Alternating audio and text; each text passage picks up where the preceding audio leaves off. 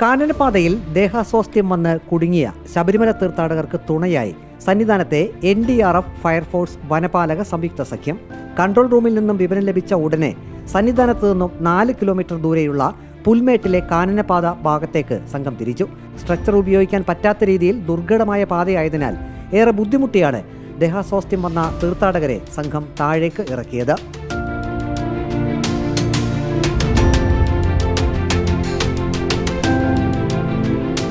രണ്ട് കിലോമീറ്ററിലധികം ഈ രീതിയിൽ സംഘം താങ്ങിക്കൊണ്ടുവന്നു.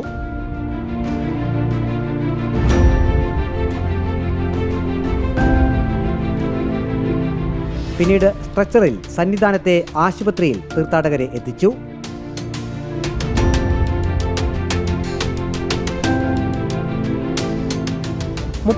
പേരടങ്ങിയ സംഘത്തിലെ 3 പേർക്കാണ് ദേഹാസ്വാസ്ഥ്യം അനുഭവപ്പെട്ടതെന്ന് NDRF, ഫയർഫോഴ്സ് ടീം ലീഡർമാർ പറഞ്ഞു. ഈ പുൽമേട് വഴി വരുന്ന ഭക്തജനങ്ങൾ ഒരു 34 പേരടങ്ങുന്ന ഒരു ടീമിൻ്റെ 2 പേർക്ക് കാലിന് വയ്യാന്ന് പറഞ്ഞാണ് നമുക്ക് മെസ്സേജ് കിട്ടുന്നത്. പക്ഷേ നമ്മളവിടെ എത്തിയോക്കും ഇവിടുന്ന് ഏകദേശം ഒരു 2.5-3 കിലോമീറ്ററോളം ഉള്ളിലോട്ടാണ്.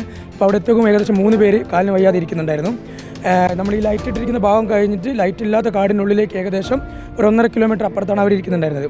അപ്പോൾ വളരെ ദുർഘടം പിടിച്ചൊരു പാതയായതുകൊണ്ട് നമുക്ക് സ്ട്രക്ചറിൽ കൊണ്ടുവരിക എന്നുള്ളത് ഒരു പ്രയാസകരമായ കാര്യമായിരുന്നു. അതുകൊണ്ട് നമ്മൾ എല്ലാവരും ഒരു 4 പേരടങ്ങുന്ന ടീമിനെ ക്രൂ ആക്കിയിട്ട് കയ്യിൽ പിടിച്ചുകൊണ്ട് തന്നെയാണ് വന്നിട്ടുള്ളത്. NDRF ടീം, അതേപോലെ forest department, fire and rescue department. We just received a message from the control room that 2 victims are stuck near Panditavalam. So they requested for 1 NDRF team. So one of our sub team, they took the structure with all the equipment. They went over there to Panditavalam. But later on, they got to know that the victim is over higher side. They have to go more inside to pick up the victim. They went for a trek around 4 kilometers and they picked up the victims and they found 3 victims over there. സംയുക്ത സംഘത്തോട് നന്ദിയുണ്ടെന്ന് ദേഹാസ്വാസ്ഥ്യം വന്നവർ പറഞ്ഞു. நிறைய பேர் இருந்தாங்க சாமி. நிறைய பேருக்குள்ள வரும்போது நானே கொஞ்சம் ஸ்லோவாக வந்தேன்.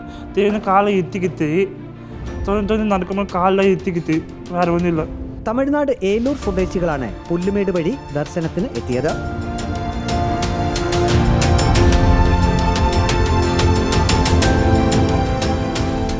റിപ്പോർട്ടർ സന്നിധാനം.